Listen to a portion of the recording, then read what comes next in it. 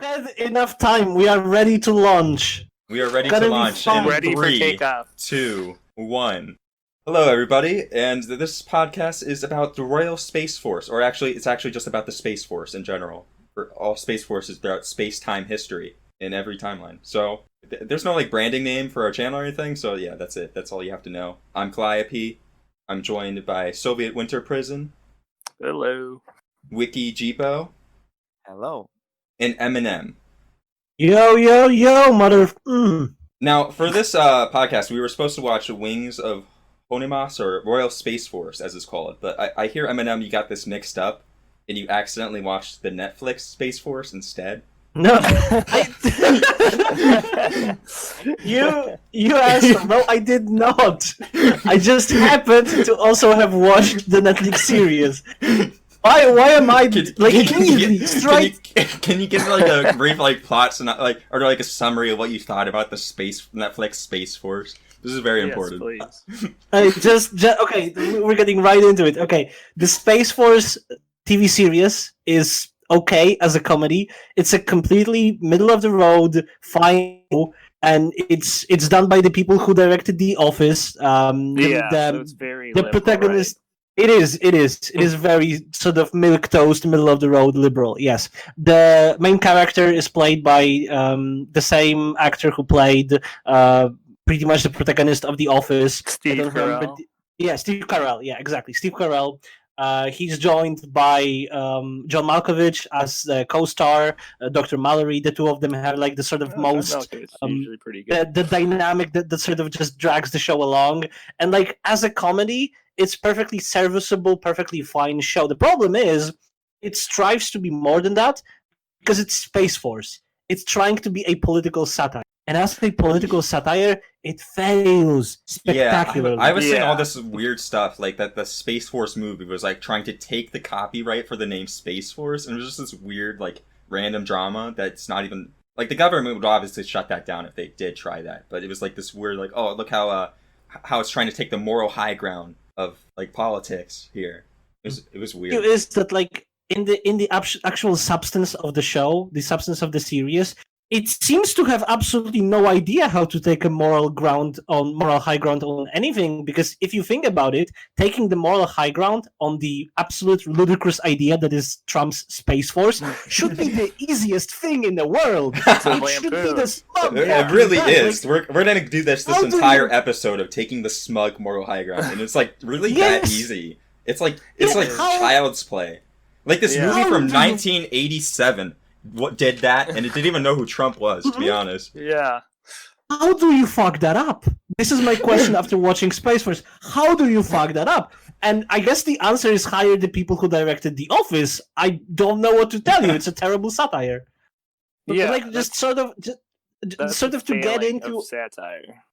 Yeah. Just to get into a little bit, why is the terrible satire? Because I'm just sort of stating as a matter of fact that it's a terrible satire and not really explaining why it's a terrible satire. The thing about Space Force is that it doesn't understand how to mock the idea of Space Force. It is mostly interested only at small jobs and at, Trump and the culture he leads with, right? It's the whole series is quick-fire machine gun jokes at the expense of Space Force, as in lol, how crazy would it be if Space Force was an actual thing that existed in real life? It's not a thing that actually exists in real life. And this sounds like the movie was at least a decade too late for these jokes or something. Yeah, exactly. And the thing is, while it's doing that, making quick-fire jabs at the Space Force as a concept and the whole chaotic mess that is trying to make Space Force an operation that actually exists and works, it also has a weird tendency of actually glorifying the people who are taking active participation, who are working for Space Force. Of course, in the series, these are fictional characters. These are not real life people who are actually. It's fictional versions of the people who are taking part in this process. President Trump, never name dropped. His name never appears in the series, not once. Not once. That's so silly. Called. It is fucking silly.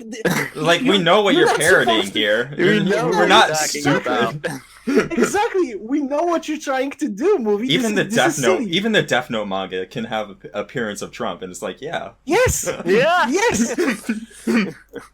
And this movie doesn't, not once. And like the main character, the Steve Carell character, General Nerd, I think.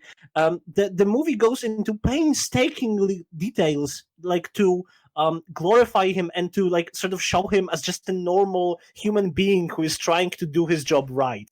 In this political satire about people doing the absolutely most bullshit thing imaginable, like wasting millions of dollars trying to create another branch of the military that is completely unnecessary because we already have NASA. It's like just fucking mind blown. How Well, badly you that could does pilot very much satire. tie in to the movie that we'll be discussing today as So well. yes, like I said, the Royal Space Force is a better comedy than this Netflix TV series, which is impressive because I don't think this movie was ever intended as a comedy. It's very it's not like a quippy kind of movie. It's like a slow kind of like there's a bit of like character study with like the main character. yeah, it's a very chaotic piece with the characters. It's very we'll get into it chaotic. later, but like even the director's like, yeah, I don't think the execution for the characters was understandable to the general audience. So it's like that kind of like brooding piece where like we're not even able to like comprehend the character's mindset unless you like actually look really in depth at it, because they don't express what they're thinking like plainly. You have to pay attention. Yeah. But I mean, you could argue that that is sort of natural for the Japanese media because like anime doesn't tend to have characters that speak plainly. I don't know if you noticed in your years of consuming anime, but these people, I mean, beat around that's the not the bush. same for shonen protagonists. They're just Shonen is different. Anime has a tendency the opposite. The anime characters like they talk too much about what they are thinking and doing. Like light novels, Yeah, but it's literally just people narrating their thoughts all the time. Yes. Yeah, but this show, yeah, the main protagonist Shiratsugo, he just does things. You're like, what the hell? Yeah. Especially like, that one scene in particular. Yes, that one Okay. infamous scene we'll get to, which We're we'll gonna have to give a get to warning the- for. we're There's gonna one get to particular the- bad scene in this movie that, like, yeah, you have to be prepared Oh, for it, to boy. say the least, if you're gonna watch it. Yeah. It's very short, and like it's so short that like you could tell that they're like, we don't know how to cram this in this film. Like it's so out of place. And the It is completely aftermath out of from it, place. the aftermath from it does not make any I sense. don't think it's out of place. Like Storybrain has talked about, like it's just like this notion of like you kill the dog and like you lose the audience. That kind of thing happens in this, and it's just not good. You lose like the continuity of the movie when that scene happens. It's so quick and it just ruins everything. And after that, the movie still gets even weirder. So we'll talk about that later. Yeah, can I start with the background, like of how the movie started? Yeah, I think it's important to talk about the context. Yeah. All right, so like Star Wars came out in what 70, 77? yeah, 77, I think. So after Star Wars came out, like the anime setting, like the things people were doing and talking about, like the community Sci-fi was starting to emerge. Yeah. Yeah, everyone wanted the mecha. Everyone wanted the cute girls. Like this is Gainax's first feature length film, and like before this, they made Daikon, which referenced Star Wars quite a bit. It seemed. Really. Yeah, so all the Gainax people, like they are mostly just college kids that were like trying to study whatever, and like one of them was Okada, and Okada he was going to college, but he forgot to put in the forms what he was going to attend, like what classes he was going to. Like undecided. Yeah, he forgot, and then like he said, "Well, since I didn't like do anything and whatever, I'm just gonna go to the science fiction club and like just hang out."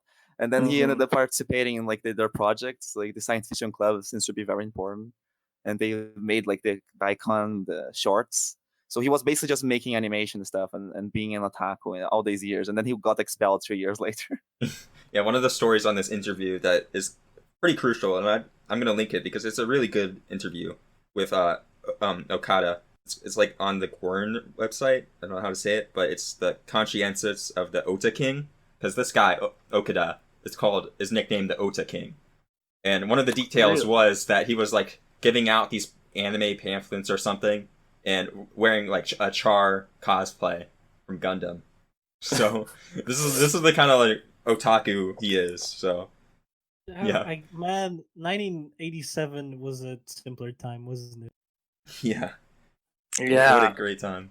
What's really Strangely funny is predictive. also in that interview he mentioned Ota King mentioned that like a year before there's this terrible weeby trash Project Aiko movie that came out like literally a year before. Terrible. It has its place. It's really funny, but it's like it panders to everything otakus would like in theory. It has all these like cool mech stuff and like cute anime girls.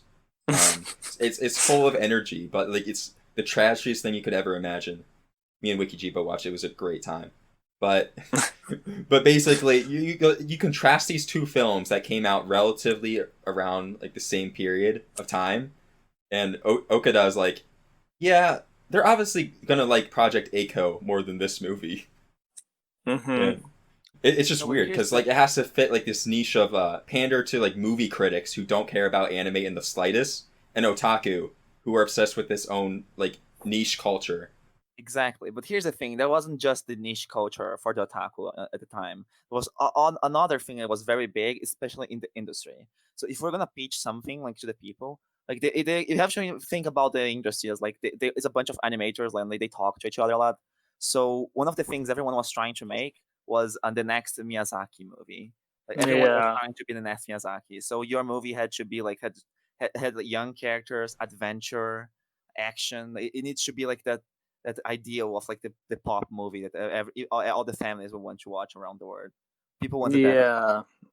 That makes sense. So these were the two publics So yeah, that they were or talking Project about. Aiko was going for like the otakus, but yeah, this movie is definitely going for the general audience, and it wants to pull Yeah. them in. Much No, it more doesn't- like a Miyazaki Wait, does movie. it? Considering the scene, would you really say this movie is for Yeah. the general audience? It may have failed like miserably No. reaching the general audience. No. This may have been a box office bomb. Yeah. Yeah. They didn't want to make a movie for the general audience. That was not their intention. Actually, this movie has like a very specific objective of like they were trying to make otaku stop being so like escapist in their fantasies and stupid niche interests. So I see. So this was the first time someone tried doing that, and they failed, and the industry never tried again. But they tried several times. Like, that's all the Gainax does. is Oh to yeah, save otaku. that's all Gainax does. Yeah, I'm sure. Because this was a box office bomb, and we have Hideaki Anno on quote saying that it was his Gunbuster OVA that potentially saved Gainax like a year later. Oh wow. Yeah, and I could see it. Yeah, I think that happened. Yeah, that makes sense. Yeah, it didn't sell well, which like of course like they didn't follow any of the like marketing guidelines. So yeah, if you listen there's to no Okada big in this step. interview, like this is a really Yeah. amateur, like this is their Gainax's first feature length film, and Okada literally like asked like Bandai like, can you give me like 800 million yen? And they're like, sure, you can have the biggest budget ever for a feature length film. I really wonder how that pitch happened.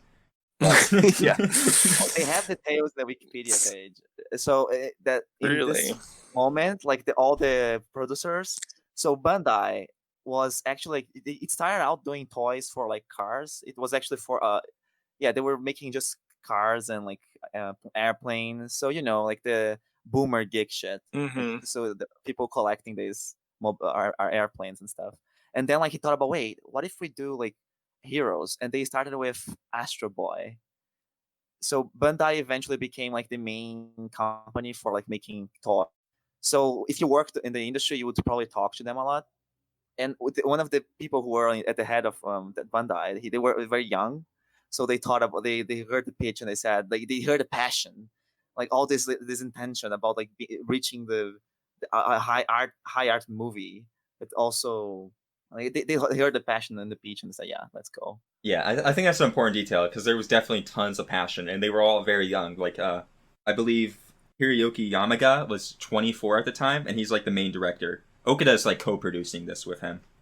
And So- I have to say, while you watch this movie, this passion sort of like carries through. Like you can see that this is a film made by passionate people, and it's a good movie to watch.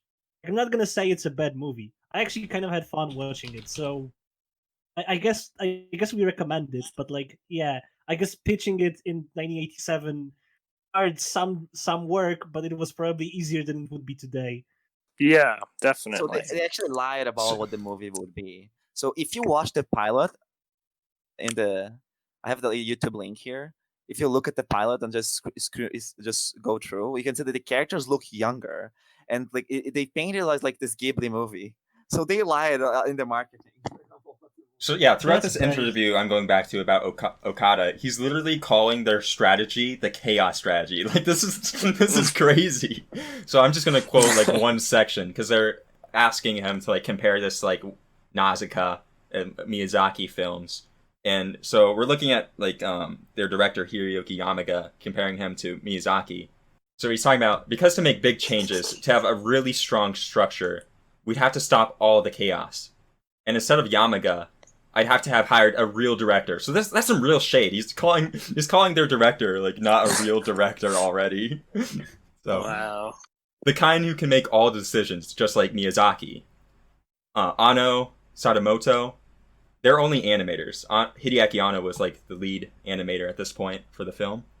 When it comes down to finishing a film, everyone went to work painting the cells. Yamaga, Ano, Sadamoto, and even my wife, and fans who came to Gainax. Welcome to Gainax Films. You're safe in here. You're safe. Now you must paint. So, yeah, we just have like this image of it's literally chaotic, and like you could think of Yamaga as like the main visionary and director behind this film, but basically every person in this studio is in charge of putting their vision into the film, and that's why it's so chaotic. It didn't come together at the end because But the ironically- structure is a mess of this movie. Yeah, But it's- ironically, like the actual events of the movie and the way the movie itself is structured very much mirrors that approach by Chaos. Yeah, it's like the film itself. Yeah, it does. I mean, but like even though like not only the making of the movie was chaotic as you describe it, but also like the marketing. They were trying to fool the audience Yeah. into watching a Ghibli movie, even though like it's a very adult series. That's another great detail is the Wings of Honemasu or whatever that they came up with. That name means nothing. That was just a Bandai like requirement that they have that in the name because they would have just called it Royal Space Force. Yeah. And It's the really reason silly. I Saw think that it part. sounds like a Ghibli classic. It sounds does. Like Nausicaa. It's like So Nausicaa of the Valley of the Wind, or I Was Moving Castle, or something like that. I yeah, think in the the Moving Castle, I think, wasn't like as successful. I think like the better classic to point out would be Spirited Away. So if you look at the pilot that they just put in the chat Yeah, here, it looks way look at the different. characters. They look younger. They're like They Yeah. do.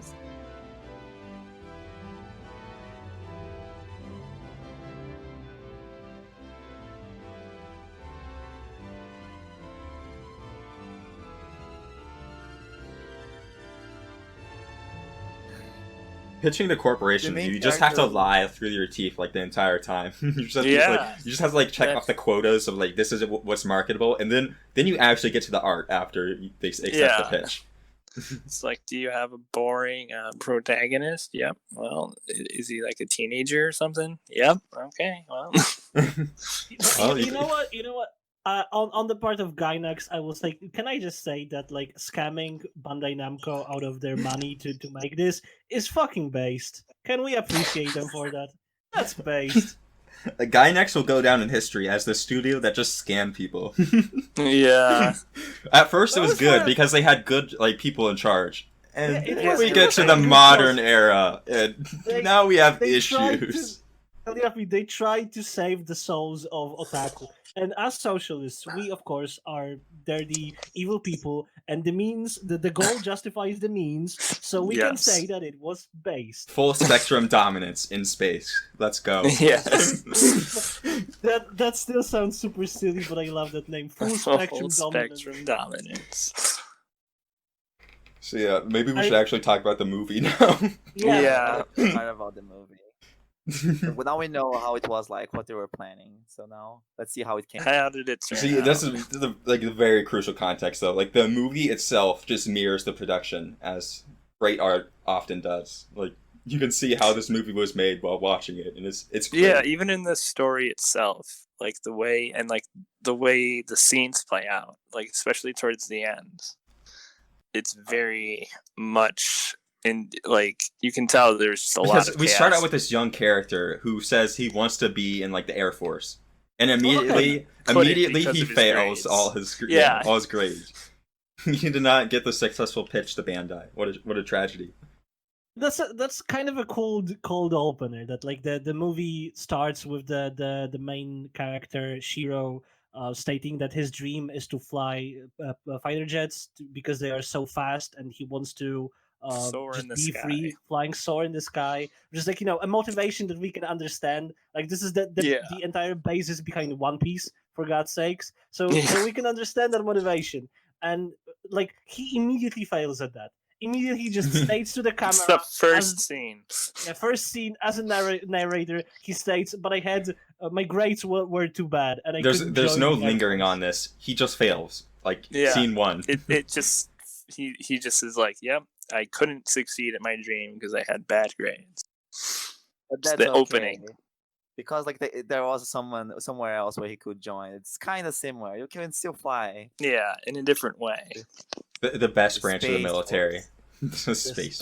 Yes. And I think this is how it works in reality too. Like if you don't get into the Air Force in reality, yeah, you're going to Trump's Space Force now. This is exactly how it works, and in fact, this like I have to stress, this is also something the Netflix show, the Netflix Space Force made fun of.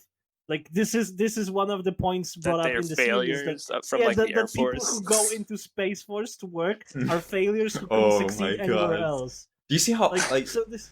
the Soviet Winter person might have a better like memory of this, but if you watch like that like Trump basically like signing off on the Space Force and like them getting the new flag, like the person he appointed as a general was so like he was like not taking the honors at all. Like he felt like embarrassed to be in that room. He was so awkward. Like that whole video was just stunningly like, even the way it was filmed, shocking. You have to But explain to here- me though. Like, was a rocket launch that you showed me? Was that something to do with the Space Force? Like, in Oh collaboration or no, something? no! It was a private company that did this. This is the state of our space exploration programs. Is we handed them off to private companies to deal with. We privatized space exploration in our The country. rocket launch itself was performed by SpaceX, company run by the greatest supervillain to ever live in real life. Basically, the real world equivalent of Lex Luthor, Elon Musk. Essentially. And although I'm not sure which one is like the bigger real life villain, Elon Musk, Bigger or threat. Jeff. Yeah, Jeff Bezos. Jeff Bezos, but only because Jeff Bezos actually looks like Lex Luthor. He The does. I mean, at least everyone can agree that Jeff Bezos is an awful person. Like conservatives, Republicans, everyone. Nobody But- likes I guess Jeff that's Bezos. true. But everyone, like, there's a cult personality behind Elon Musk, Around and it's just Elon like, Musk. Yeah, please there's- yeah. stop. Yeah, but just to get back to the question, no, the launch was performed by SpaceX, and it has absolutely nothing to do with Space with Force. Space Force, I think nothing. I don't think SpaceX is even like contracted specifically, or maybe they are contracted by the government. I think But they are. They may be contracted by the government, but not in like the Space Force capacity. Like they're not they don't cooperate at all. They have nothing to do with each other. Yeah. So why people there would like chant for Trump and for Space Force is absolutely beyond me. America great again. That's right. Rocket launch! This is what makes America great. This is what this ground is standing on. American. This is what our godfathers made. I'm gonna tell you straight out. You know what? If Vladimir Putin came to America and said, "I want to stop the Russian launch," you know what? I say, come see me first, because you ain't gonna stop America. It's doing what they Trump gotta do. represents to them. I guess. That's I guess. A private company doing a launch that has nothing to do with Okay. yeah. I mean, I guess exactly. That's what they associate Trump So yeah, with. so after that first opening scene, we just get like the mood of like what these lazy bunch of Space Force people are doing, and they're basically just patrolling the Red Line district of brothels and stuff, and they're just being like men in a Yeah. with low self-esteem. Yeah. They But like here I have to they're a mention rowdy one thing. bunch. Like I have to mention the difference between like this movie and Space Force. Like in this movie, like it's important that this movie came out in 1987. It came Mhm. out in a time when not many nations actually had a space program. Japan, I don't think, had a space program in 1987.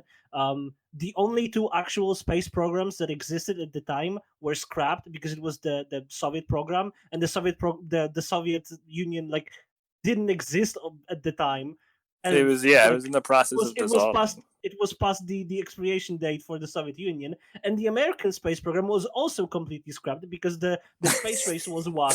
The telemetry data was completely lost. So One like in space, quotes. Quote one. space Post is that done. chart of every accomplishment by the USSR, and then lands on the moon. America, space race won. Yeah, space race. Yeah. So at that point, space race was done. Nobody wanted to go to space. So like when the movie like creates a fictional version of a space program for a fictional nation that doesn't exist in real life, but you can actually see how even if you take this message at face value, like maybe there is some point to it. Like maybe it makes sense to have a space force because maybe space exploration is worthwhile when you actually have a space program. And like even though the fictional nation, like in The movie. the movie, the Royal Space Force, like it has issues obviously because it's run by really bad politicians, and it's like it seems to be constantly teetering on the verge of war, and Yeah. it seems to be very expansionist and interested in those wars. Like one of the main points of the movie is that like the whole Space Force is kind of actually just a ploy to cause more. Yeah, exactly. So there is that point, but you can understand how maybe someone would make a point that maybe there is worth to Space Force. Maybe we should actually explore space. Maybe we should spend billions of I dollars. mean, there is, I but think the point of the the movie the, is that's the, not the difference is the criticism is that it's not actually used for exploration. It is literally It's just a actually military used to cause more, agenda. yes, it's the And- Yes, of military course. industrial complex controlling Yes. it. It's just And really on fun. that It's note- just really funny how it also matches up with reality because Yes. it's Yes. this Space Force is kind of a gimmick. Like you're not even trying to get into space per se. It's actually No, to they're start a war. It's not to it's not to win the war. It's to start the war. It's to Start be the the war. marketing campaign for war. Yeah, to get more profits from imperialist conflict. Yeah, So like but, you look at all these wordy documents of like the America has like a vision for 2020 and how they're going to like assert their dominance. It's like these are just fluffy words. I don't know if they mean these things or they're just inventing them. Like a super You duper remember- missile. Like what the hell Yeah, is that? Super duper missile.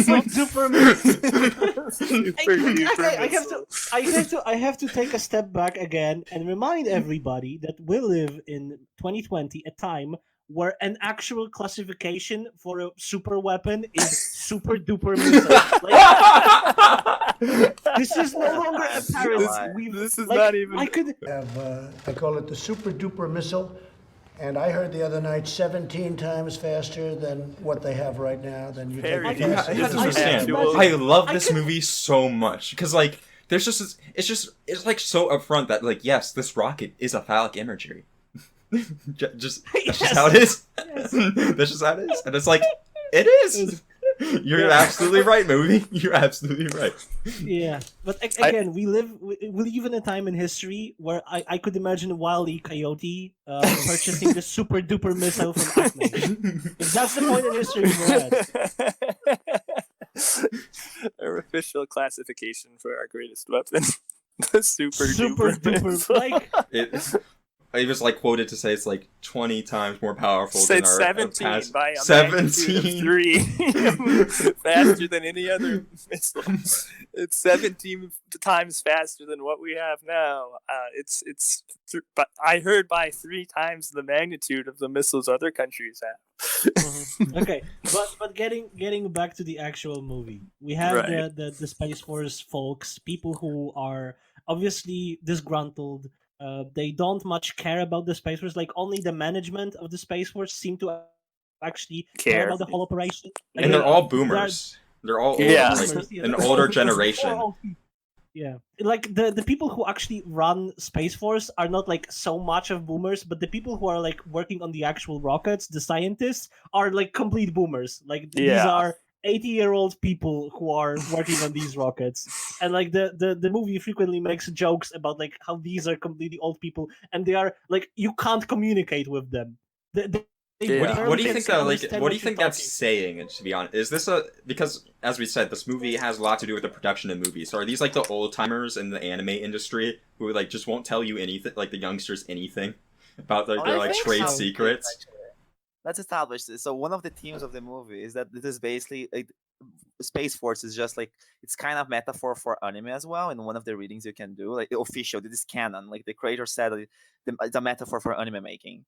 So yeah, Calliope is making like a very fair comparison. Like it's actually the guys who are making the rocket are actually all the anime people. they're yeah. Yeah, it's operating on multiple levels. Like there's the commentary about the Space Force itself, and there's the commentary about the anime industry and how Like, they create projects.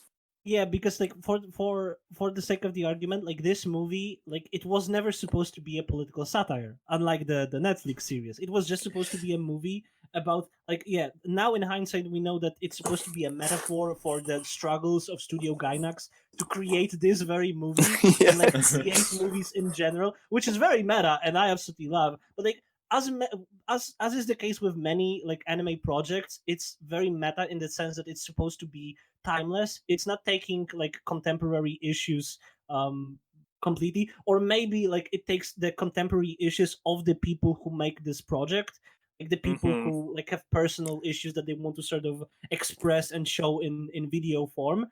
It's not supposed to be a political satire, and somehow it manages to be a more successful political satire than the Netflix series, which So what we're Well, saying is that's this the is a good thing. movie, and you should totally watch Looking it. back on it in 2020, from when it was made in 1987, it's like its political commentary actually holds up very well to our current reality. This movie understands the flow of history. It's amazing. It's dialectical. it is Uh, dialectical. Like I There's love this one the, shot at the very end, in like the end montage, and I'm pretty sure it's Lenin, but I'm not sure. It was like the maybe. shortest like Yeah, it fade looks in like frame Lenin. ever. I would dispute that, but like I'm not going to, because there is a scene early on when the main character talks with the main scientist who sometime later dies in the hospital because he is injured during an accident in the factory. But Yeah, when like the he rocket talks explodes. talks yeah, the rocket explodes, but he talks with the main character talks with the scientist about like the political backdrop to the whole operation, like to the people who are angry about like wasting money on these rockets, and like Yeah, the guy specifically says something like about industrialization, and says that in the industrialization equally spread the prosperity among people, or it helped create equal prosperity among people. What a And lie! yeah. maybe sure it might be a I'm lie, so No, but confused that's how true. that was like actually true. I was so No, confused. to get to socialism, you need to the capitalism you first, right? That's you need to have Yeah. industrialization, yeah. You can't get like you can't get to socialism like without capitalism. Like you can't just Yeah. skip the step. You have to go through industrialization. Of course it doesn't, like industrialization itself doesn't end in socialism, but it does get you to a place you can get to socialism, kind of like, again in a meta sense, this movie is about like getting into a place from which you can get into space. So again, Yeah. very meta in that Okay. sense. So going back to that end scene with Lenin on a mural, I would dispute that, except the movie like makes sort of a point about economic equality, so maybe it really is Lenin. when the guy is talking about like politics and all, the industrialization helped like make humanity more equal and stuff like that. Like when he says that, it's also a point to compare to the main character, because they're trying to tie back to the beginning of the movie that we were talking about there. Like the main characters, they have like a difficulty in understanding the boomers, because the boomers have Yeah. other priorities. They know, like they were part of the big wars. They know like how the world works and stuff. So when he talks about politics to this guy, like it's kind of like the main character is just like the zoomers, like in a way that were watching the movie, like the anime fans that are escaping from reality. So they don't know, they forget their habits, the religions. Like the movie starts with him like forgetting to go to the ritual. What's the name? It's the They great- were going to. They had like a funeral at the start where they were wearing these funny uniforms. The main character like hates these conventions. Like he hates the real world. He just wants to Yeah. party and bullshit. So it's kind of like a representation of the anime fan in a way, or like the people who are watching the movie, like this science fiction fan. Although, and here's the kicker of the movie, the main character, because we should get back to actually talking about the movie, has a change of heart. And has a very rapid change of heart, which honestly Yes. comes out of a left field for the viewer. Like, I was confused. Why was he so quick to embrace that idea? Oh, But like, he has behind his change, dude. Did you see the girl? Like, yeah, I know. Yeah, did you see the best girl? Asuka. What was her name? Asuka. Yeah, it was Asuka. So the main character meets with Yoko, and Yoko is like a religious girl. Very she religious. hands out pamphlets on the streets, telling people that they are sinful. Full of sin. A full of Mormon sin, missionary. Yeah, she's a missionary. She's like, how do you call these people? She's who like go young inside? Freud, the young Freudian. but she makes an impression on the main character, and he then sort of on a whim goes to meet with her, and as he talks with her about space, she sort of lights up, and because she lights up, he like sort of discovers this passion for this idea of Space Force he has himself. And from that point on, he becomes like genuinely invested in the Space Force programs. Although it is never made clear if he actually is into that Space Force idea, because later on he of course has other moral dilemmas about the whole Yeah. operation, with the politics of everything becoming muddy, and him not being certain at certain points whether this Space Force is actually a good idea, because they are wasting money on it. I want to pull in an important image. I posted in this podcast live stream channel, but it's the life of a project, and this feels a very meta for the movie and this character arc itself. But it's like this is the best idea ever. That's how it starts out with, and we're at like the peak Very of much. how happy you are. And so this is when he meets that girl. He's like, "Yeah, I actually want to be an astronaut. I want to go It'll into be space." awesome. Yeah. Like, And so then you start cool. realizing that the training's way harder than you thought it was. And then you go down. Some accidents happen. Yeah, some people die blowing up by a engine. Some old timers. But, This is okay, gonna but this is gonna take some work, clearly. And here's the then you thing, get because to this sucks and it's boring. So we get to that stage pretty fast.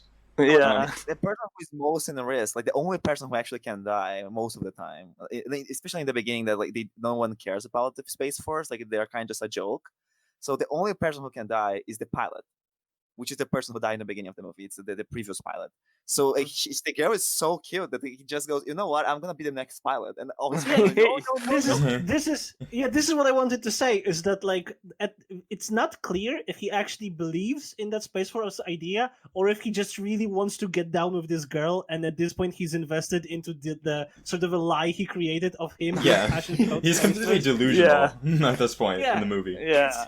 It's completely like I think by the end of the movie, given that like it ends with him praying in the capsule, like I think by the end he actually gets the appreciation for what Ray The girl was represents talking in the about. movie. Yeah, what she actually was talking about. But like it is never made clear if he actually believes that, or if he just wants to bone this girl real hard. Or if he's And made up the that's justification in his when head. we get to the worst part of the project, as labeled in this image, the dark night, of the soul. There's a very literal Dark Knight in this movie. It's a literal Dark Knight of the movie. It's Oh wait, I like that point. Just to build that a little bit, because I read something. So like the girl kind of starts by painting like Space Force, like but because she's just a religious person. You paint her like a naive religious person. So even though like she's talking a bunch of like kind of delusional things, like she's like that's the stars. That's so important. It's so pure, because like she's a religious person, like a very hardcore Christian. Yeah. So she kind of hates humanity in a way. She thinks humanity is the original sin. And Yeah, they that have makes a different sense. version that like the original sin was like the humans like grass flames, and like just finding fire was the first sin of the humans in this show. Like that's the Bible they have. That's the Eden story. And Right. the girl, like she paints this picture like of like the stars are like reaching the stars, kind of like escaping sin. And kind of goes with it, but in the end, he kind of, as MM said, like he learns how to appreciate that division as well. Like it's not just a joke; it's actually like a true, like it's a something that you should appreciate. It's not just the naivety. But at the same time, the guy who made the movie, he said in the interview that he saw himself more not in the main, but on the girl, on Asuka. He sees himself more on her, like this sort of. He sees himself as Rey. It's a very Yeah. weird. It's a very weird, like, to envision yourself as Rey. You know, but Yeah, that's just I how it yeah. is. can understand why you see yourself as like a girl. Trying to piece this together. So the guy who said that, I think it was Yamaga. Yeah, it was Yamaga. The director. And Yagama, like all he writes about, like most of his stories, he's the guy who made Gunbuster. He made Otaku no Video, FLCL. Like most of his stories are about like growing up as a person. Like Gurren Lagann, like he was a director. Yeah, as well. definitely. So it makes sense that like he sees himself in the like naive girl who is is like obsessed kind of with- ignorant about the world, but wants to like see more than what they know. I wants don't to know if achieve I don't know. I don't really know if the movie actually paints her as the ignorant one. Like I would like. It's venture definitely a guess that the Chiritsugo. movie- Is the Yeah, stupid one? yeah. Well, like, she doesn't understand the reality, right? Like they paint. No, in the she beginning, doesn't. Yeah, She no, doesn't. she doesn't. says, "Oh, Space Force is beautiful." He's like, "Let's see the star." I Yeah. know, like Yeah, the she's Space completely Force- unaware of like Yes. the geopolitical consequences she of is, but, poverty but, and like, actual yes. human sin. But like She that's just- the thing. Like we can also use this as a launchpad to maybe more broadly talk about the politics of the movie because we will have to do it. I don't know if we Yes. wanted to like sort of save it for the end of the discussion, like discuss the movie first and then maybe talk about politics. But like I feel having watched this movie that like she is presented as a more right one, more correct about the actual situation of the world than any of the actual world leaders, despite being like a very religious, ignorant of the world girl. Like I Yeah. feel like the movie, given that it ends with the scene of Shiro praying in the capsule, I still think like the movie makes the point that like her completely naive view of the world is correct, and that's As I will opposed to say- like the greedy like capitalists Yeah, as who are opposed- like yeah, funding as opposed to- these projects. yeah, as opposed to the greedy capitalist view, and as opposed to the sort of a warmongering outlook. I of think it's imperialist important to nations. stress. Also, She just lives in this world. She's not trying like the other She's not an characters active, to Yes, like member. change the course of history and failing miserably. yes, but like this is the point. I feel like that is sort of glorified in this movie because like she is her view is more correct than the capitalist, the evil capitalists of the world. The But Elon it's Musks also- of the world. the Elon Musk of the rest, but is also shown to be more correct than people who are not even represented in this movie, which are like people who would actually want to change the system for the better. And I feel like that's kind of cringe. There's one person in this movie who wants to change things, and that's the person who comes up for an interview with Shiritsugo and is like, you know, and this is when we can get into the politics of the movie. But she's like, you know, if we defund half the space, like take half the funding for this Royal Space Force, you know, we can end house poverty. 30,000 people with like livable places.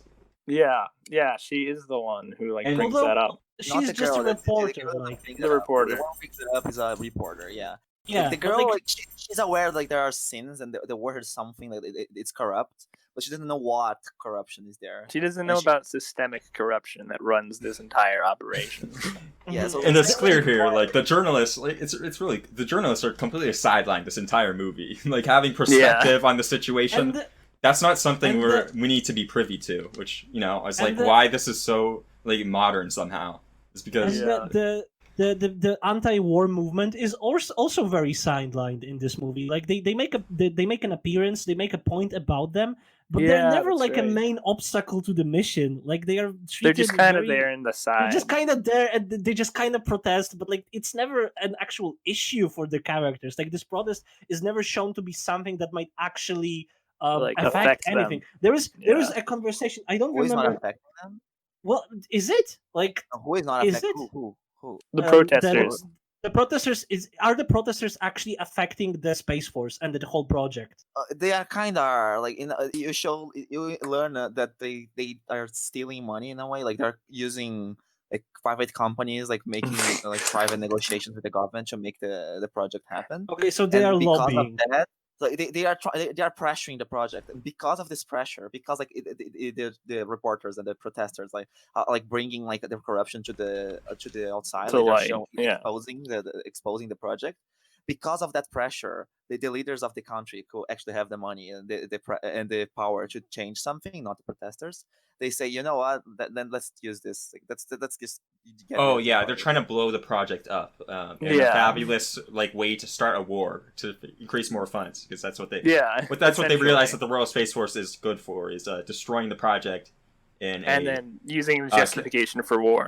yeah. It's kind of confusing actually. So they make the launch of the rocket like in a very close to the borders of their enemies. Yes, Yeah. yes. How They exactly does that specifically. start war?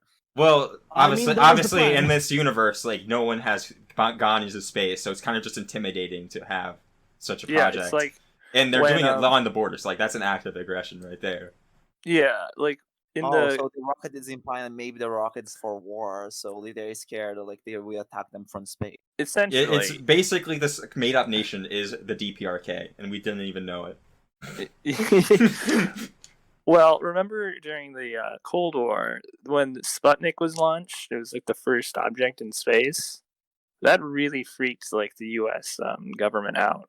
Like what? They were They really can do terrified. that? They can do that? Like, and it caused them to fund, the various space programs that they ended up, becoming NASA. Apollo 1 through whatever. I You don't. guys have like the rocket. And so is NASA still a thing, or they're just like smaller Not now? kind funded, like they kind of just privatized it basically. Well, Damn. NASA is still a thing, but like They are don't still a actually... thing, but they don't do what they used to do. They're not doing the It's- rocket launches. Yeah, they're kind of like a neutered organization, kind of like the EPA right now. Like, I remember when the Amazon forest was like burning. I remember NASA like made a report of the interpreting the satellite images showing like the yeah, like they flame. still do stuff, but like they've kind of been neutered and like privatized. Like, it's a very American thing to do like that. Like, we needed to fund more prisons, so we canceled NASA. yeah. pretty So just much. like But- this anime, the Space Force is very little utility, even for war. Yeah, I just think it's really Essentially- interesting how like we get the context of how this is like funded, like this Royal Space Force. Yes, yeah. They When we find out specifically who say funds it. they specifically say a motor company, a private motor company, is like their main source of income. And where do you think that motor company is getting their funding? And it's through exploitation, obviously. Yeah. It's And- the exploitation of the working class. That's where they get all their money. I to just find fund that this funny program. because this is a Japanese film, and they have like a Mitsubishi Motors and stuff like Yeah, that. they have a lot of like auto industry in Japan. So yeah, I just find that like yeah, of course it'd be a motor company that did this. Well, that Yeah, also in tells us a lot about the 1987. intentions there.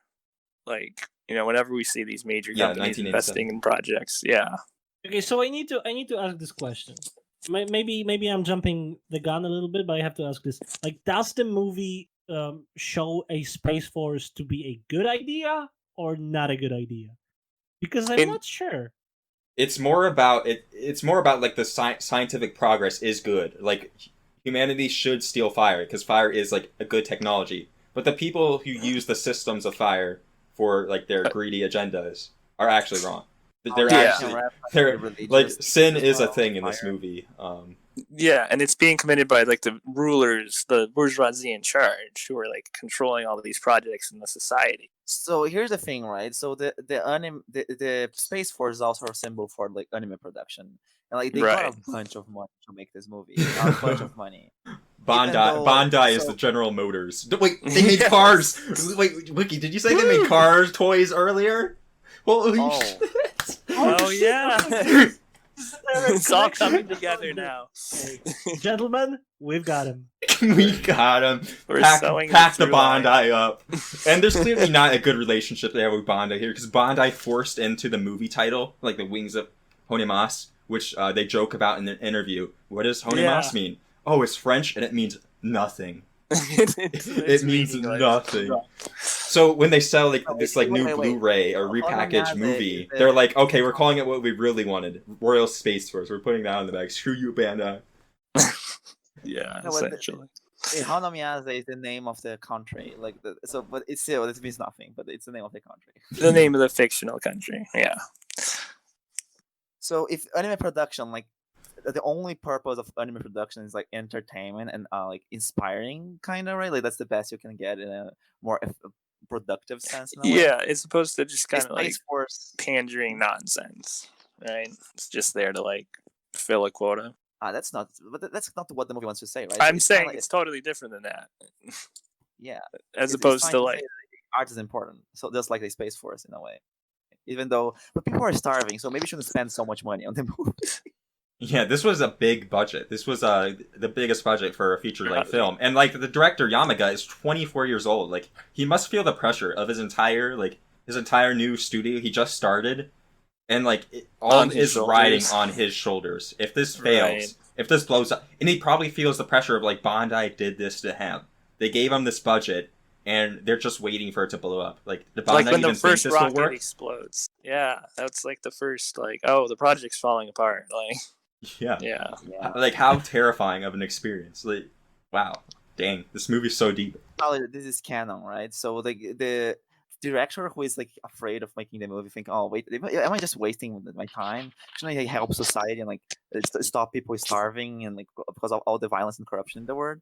And instead he's just there like making spaceships for no reason, and then they are being used for war. And animation was used for war as well. So like that's Yeah, actually propaganda, ingrained in his past. especially. the metaphor very- works so well. Yeah, this There movie was talks a lot about propaganda, and the main character is used as like a national hero propaganda. even Yeah, though he's like Yeah, a there is- symbol. There Like, is a lot of like short scenes interspersed throughout the movie of like him giving interviews and him And like being, talking like- to reporters and being like the face of the operation, being like the man that is going to be He- shot into space. yeah, and there's like images of him, and like they like it's a very heavy propaganda campaign that we see throughout the movie, like pushing this guy. Like, yeah, and art is used to be like, oh yeah, our nation's way better than yours. Look at our feature-length film with the biggest budget ever. look at this awesome animation. Look at this wonderful special effects. Like, Which, on that note, I have to say the animation is good. Like from a technical standpoint, this is a very good movie.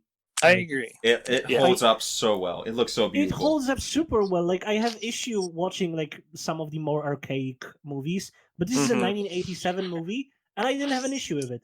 It really has that like Ghibli thing where like you can watch it in 2020 and it's a good It movie. still looks still good. holds It up. still holds It's- up. Yeah, Amazing. yeah. It's Okay. a great Animation is quality to have.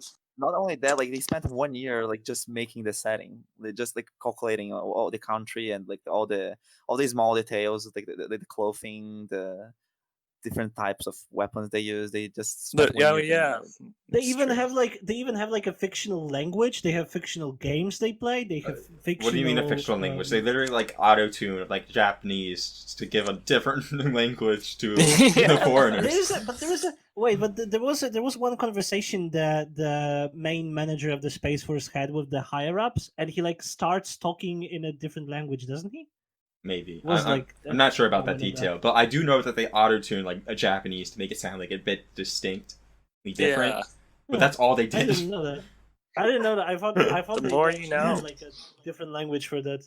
Oh, what even like the wind vines like look a little bit different. The clothing looks a little bit different. And the point of doing that, so according to the creator, is that like because like, remember we are talking about dialectics and how they studied dialectics, and that's not untrue. So the creators, they were thinking that the new generation was like with the advent of like so much information, so much The media for them to information consume, age. Yeah. that they were thinking that these kids like they don't know what reality is anymore because they have too much they have too much opportunities to just escape it. They just can just escape, like it's easy. So they are trying to bring these kids back to reality. So the point of the movie with all these details is to show that like it's to make a fantasy world, but that's very similar to ours. So there is a novelty of fantasy, but at the same time you have all the politics, the conflict, and the Yes. Isn't that the point though? Like that's how you use like fantasy in general. That's how you try to Yeah. use it, just to create a, Escapism. Yeah. but like to create a world that is still going to be internally consistent and where you can discuss real world issue, but in a safe context, in a place that isn't the real world. Yeah. And you can like maybe dissociate some of the aspects of the real world to talk about them in vacuum, because that's useful. Like, it's useful to talk about one aspect of reality and not get bogged down with like silly arguments about context. If you It's want to nice be how able explicit to, this film is about that message, though, of why fantasy is used. This is just upfront. It's like, yeah, this is how history flows, and get used to it, otaku. Controls the universe. I honestly think that's like at some point when all the like great companies like started to gather great marketing divisions, like we sort of lost this understanding, like as a species consuming media, we've lost this understanding that this is what fantasy is supposed to be about. But like I think like in older works, you can still see that that's the purpose fantasy serves.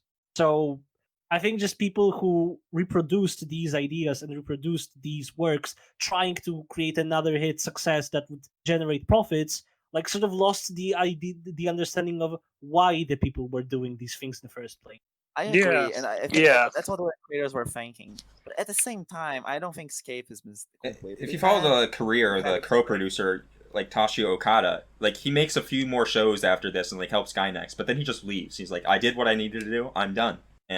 But not everyone agrees, because actually, Hiroyuki Yamaga, he's working on a sequel film, like till this day, supposedly, and there's supposed to be a sequel to this movie. Oh, you in jumped the gun on that one. So 2022.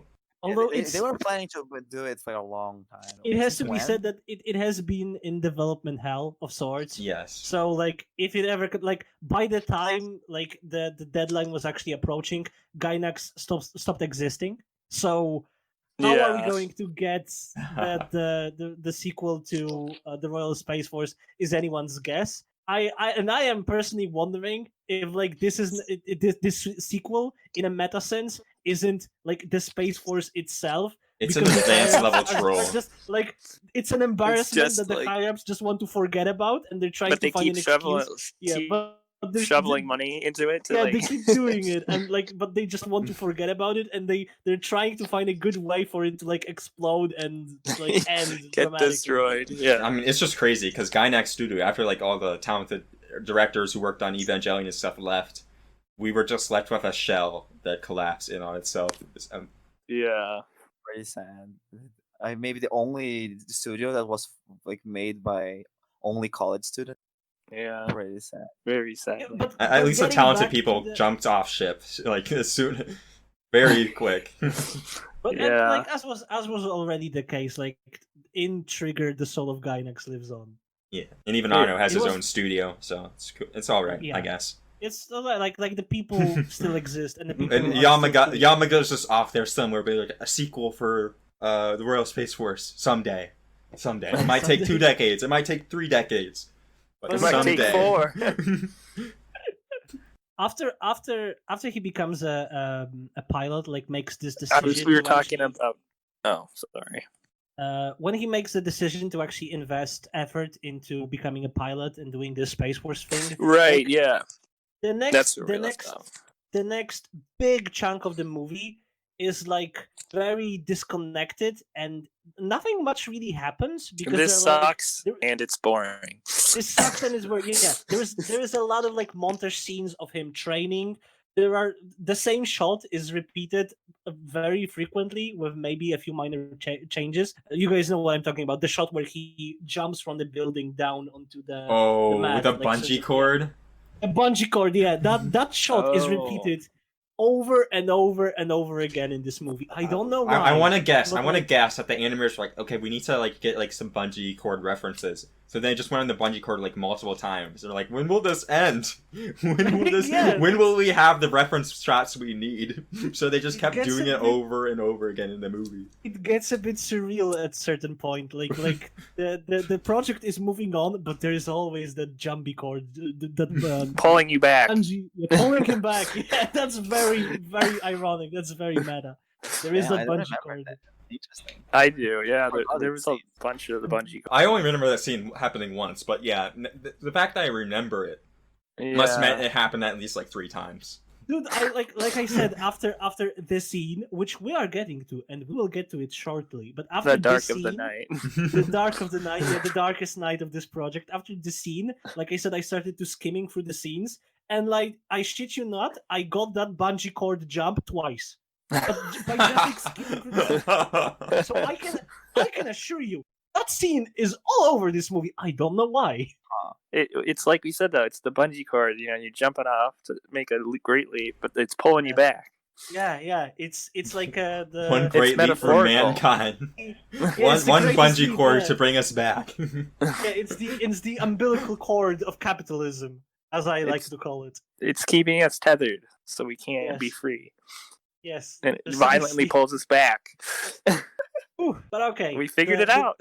We figured it What do out. you Yeah, mean? that- we fuck us solved over. the end Yeah, of Ava.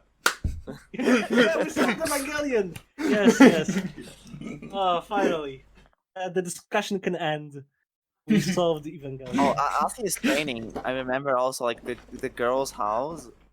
It's destroyed, right? Like, why did that happen again? Oh, I think that that's directly right. happened after we saw how the Space Force was funded. So I felt like those were like partly connected, like destroying people's Yeah, homes, like evicting them. they're- That's part of how we get funding for this project. I feel like that was at Yeah. least implied. It wasn't directly said. Yeah, like with the reporter, and throughout the movie, we see mass poverty throughout the entire movie, and it's all implied to have been it's caused because they're recklessly using their funding. And as the reporter correctly points out, if we just slash the budget of this space force, like we could like have housing and like feed Yeah, the people. it's- Well, there's like people all over the streets, like This is directly suffering. like a housing issue that connects these dots here. Mhm. Yes, there's a housing issue throughout the entire movie. And I will say this is another place where this movie, made in again 1987, somehow makes a better political satire than the Netflix show, because that same joke is made in Netflix show,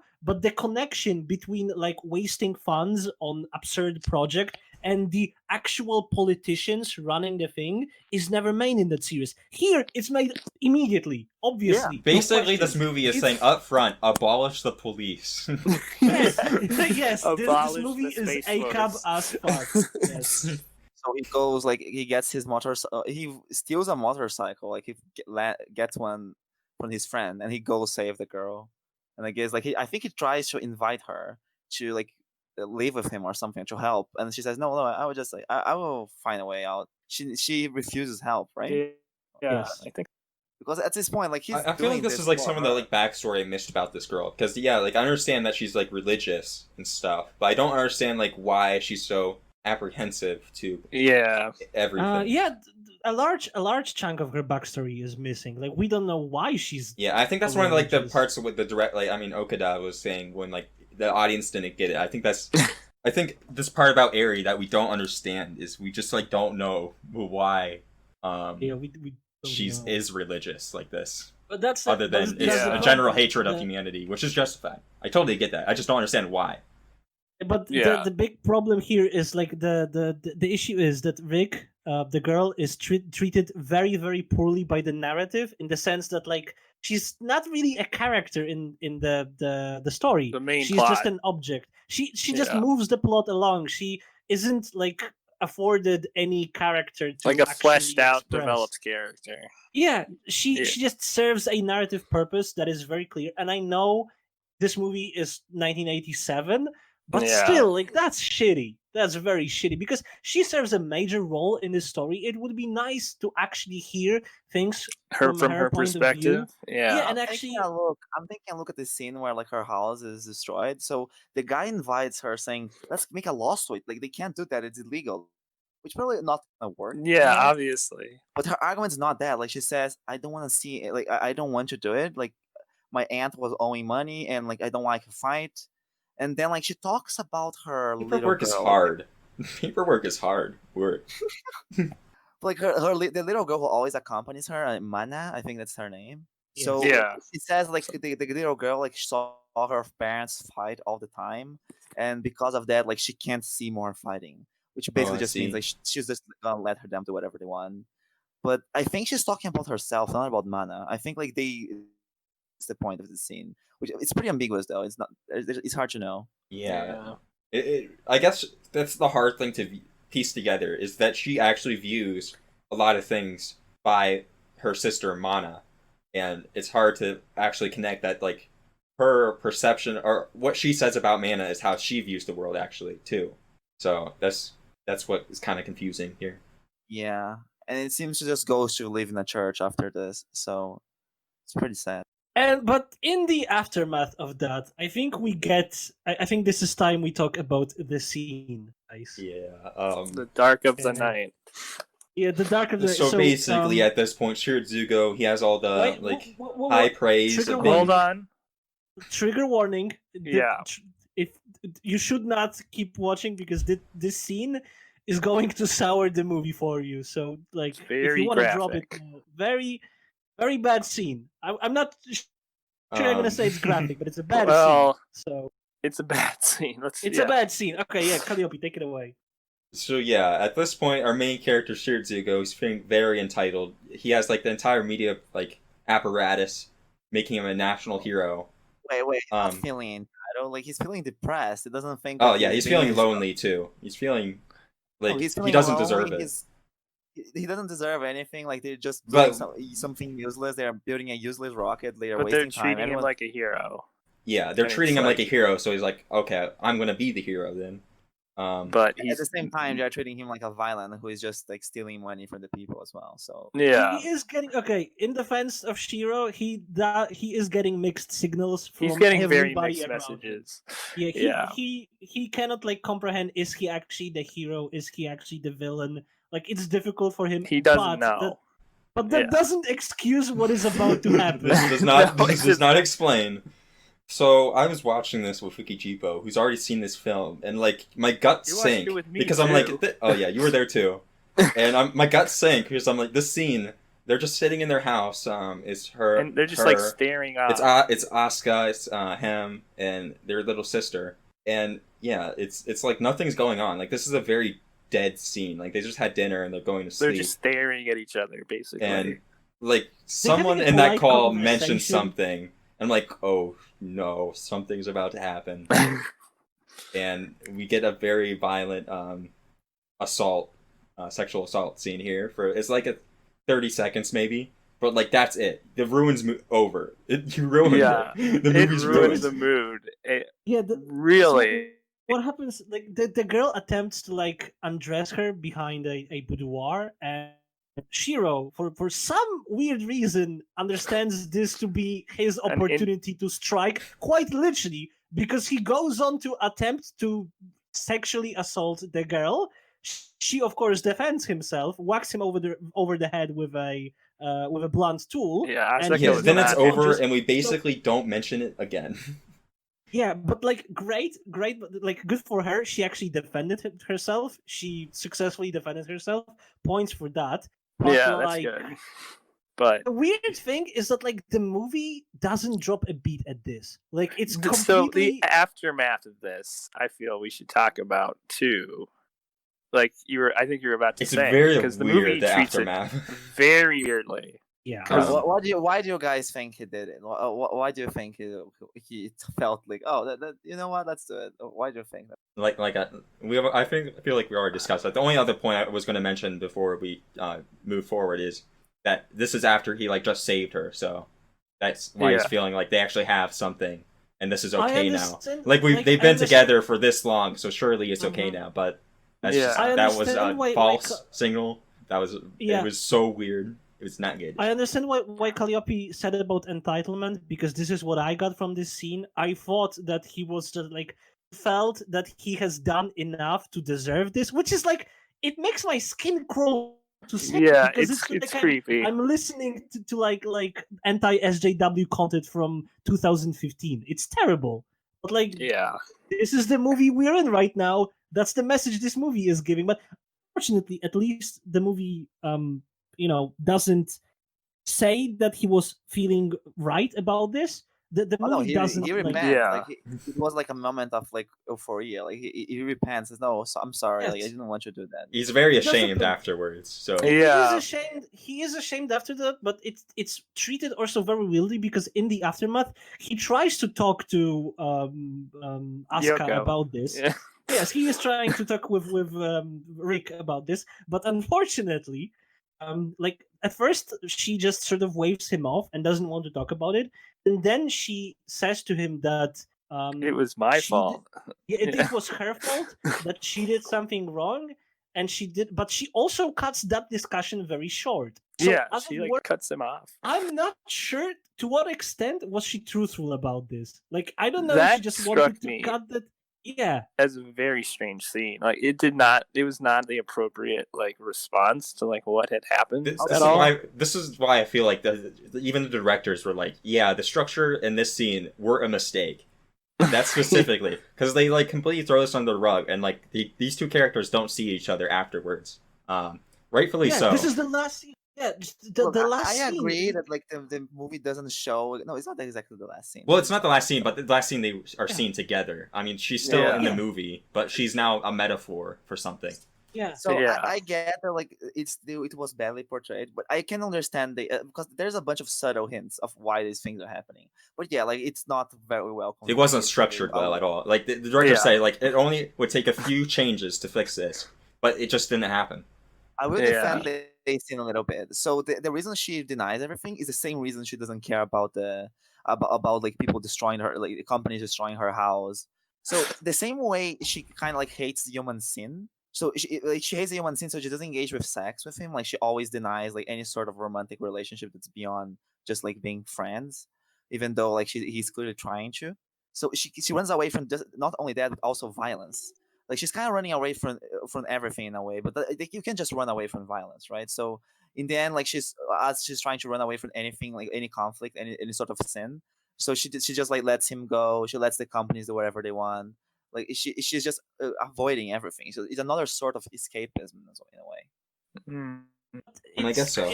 I'm not buying that because she walks him over the head with a blunt tool. She does resort to violence Yeah. in the end. Yeah, Like- but then she denies it. She says, "Oh, nothing happened. What? I guess that's about? true.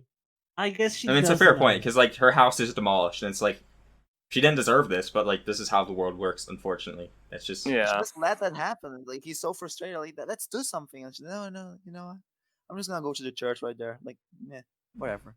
I think the film is saying like don't just hang out with this guy for no reason. I have a reason.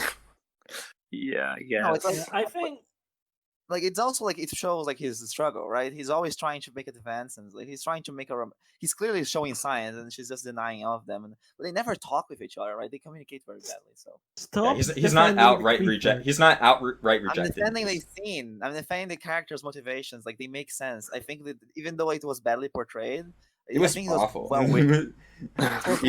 even the directors Badly- admit this was a mistake on all structural fronts, and that and they don't blame the audience for not getting it. So Yeah. Yeah, but like it wasn't like badly written, right? He said like it's badly portrayed. Like they could have been more explicit. no, I agree with that. Maybe, Like but like I think Yeah.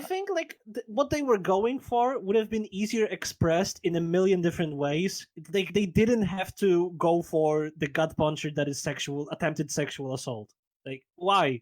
Why do that when you can make the same point in a different way, easier, better, stronger? because, like I said, That's after this true. scene happens, like you aren't attached to the movie anymore. You now have cognitive dissonance after you've seen this Yeah. scene. Exactly.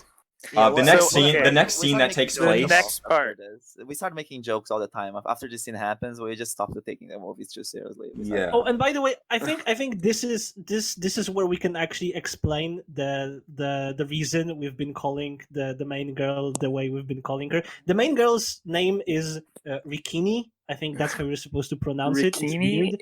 Rikini, Riquini. It's Riquini? difficult to pronounce, but Yeah. the thing is, like, the movie treats her with such wanton disabandon and like it's A narrative, like narratively, she's a like, narrative tool for tool the plot to structurally. move. Yeah. That's like it. Nothing that we would do, and of course the movie attempts to rape her in no uncertain terms. So we felt that whatever we would do would be nothing compared to the movie already has done to her. So we might as well just keep using different names to describe her, and it wouldn't matter because like she is a plot device. She's not a person. Wait. So the point of this movie is to talk about reality, right? So like historically, like some people act like that. Some people are very passive and let these things happen, right? Yeah. Yes. Like the main character is also passive. The main character is also just letting, like, he's just going with the flow, and he ends up realizing, wait, should I even be in the fucking space force? So what the fuck am I doing? Yeah. So they're Yeah. both actually very passive. Yes. If Yes. if So you the show want is like, to, yes. don't do that. That's what the show is saying. Like, don't be that passive. Like, take I don't action. know if the show is saying that. Is the show really saying that? The man ends up in space and Yeah. prays from Yeah, the space. main character What's tells- unique about these two characters is, they're like that, but they also think space is really cool Yeah. at the Yeah, exact like same that- time. Like the problem is like the only character the movie like goes into depth about is the main character Shirotsugu. But the Yeah. problem is like even he doesn't have much of a personality. He wants to fly and go He to wants space. to fly. That's, And he's we horny. also and he is horny and he has this weird roommate with a cat that we meet throughout the movie, Oh, and it is yeah. never explained what the relationship is between the two. Like, who the hell is this guy? Why It's are my they living roommate, together? man. It's So- my roommate so after and these- his cat, and it's like Yeah, after it's a these cool two, character, but what the fuck? yeah. So after these two characters Part ways. Queenie part ways, then Oh, wait, he's before we leave hanging this out with his scene, I have best to point out friend. one thing. Wait, what was Wait, that? wait a minute. Before we leave this scene, I have to point out that nobody said that, and it's a very important context. Before he does the act, like he commits the abuse, he sees her like hiding money in her in her shoe. Like she had a lot of money, so it's also implied she has been doing some shady shit, and she never. I mean, I guess Yeah. it was implied that she know. Oh, I don't know if that was the clear or implication? not. Yeah, was the implication that she was like doing prostitution? Possibly, was that supposed to be what it was? I think the implication is, at least that's what he understood. Probably again, he's I very. I feel like that that could have been what he thought. I don't even know if that's true. Like, it's so ambiguous that like I don't understand why that happened. It was very be more ambiguous. explicit. They should have been more explicit with a lot of shit. Yeah, like that was the confusing part about it. Like it's like I guess you know what I mean. Like I just kind of Because like, why was she getting up at night? So I'm so Yeah. confused.